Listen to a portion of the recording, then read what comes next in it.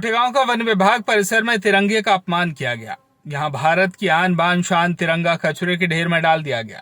यहां तिरंगे का अपमान हुआ। तिरंगे को इस तरह कचरे में डाल देने से लोगों में गुस्सा दिखाई पड़ा। एक ओर जहां देश आजादी का अमृत महोत्सव मना रहा है, लेकिन गोटेगांव के वन विभाग द्वारा इस तरह कचरे के ढेर में तिरंगे को डाल देना निश्चित ही तिरंगे के सम्मान को लेकर सवाल खड़े करता है। वन विभाग परिसर में लगे कचरे के ढेर में इस तरह तिरंगे को फेंका जाना निश्चित ही राष्ट्रीय ध्वज का सम्मान इन गैर जिम्मेदारों ने कम कर दिया।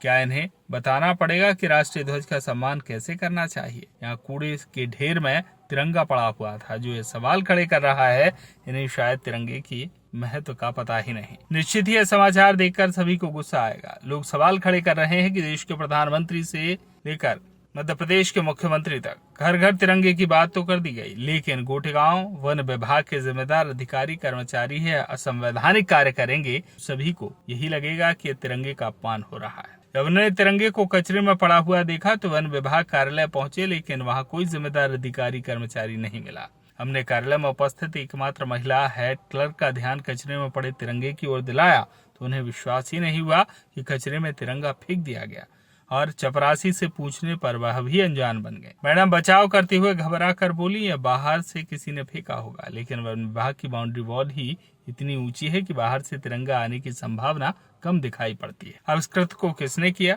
जिम्मेदारों की जवाबदेही बनती है कि गंदगी युक्त कचरे में तिरंगे को फेंके जाने वाले का पता लगाकर कड़ी कार्रवाई करें। ये तिरंगे का जो अपमान हुआ वन विभाग परिसर द्वारा, उनके खिलाफ सख्त से सख्त कार्रवाई होना चाहिए, क्योंकि तिरंगा हमारी राष्ट्रीय धरोहर है। यदि अपन इसका ही अपमान यदि सहते रहेंगे तो कुछ नहीं होगा। मेरे ख्याल से पुलिस थाना गोटेगांव द्वारा उन वन्य जिसने भी ये कृत्य किया उसके खिलाफ कड़ी से कड़ी कार्रवाई होना चाहिए।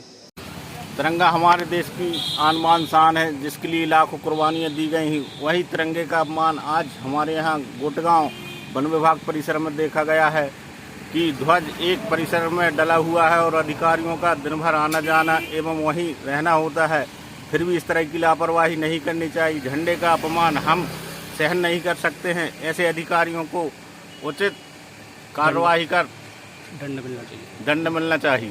गोटेगांव से अनिल जैन की रिपोर्ट।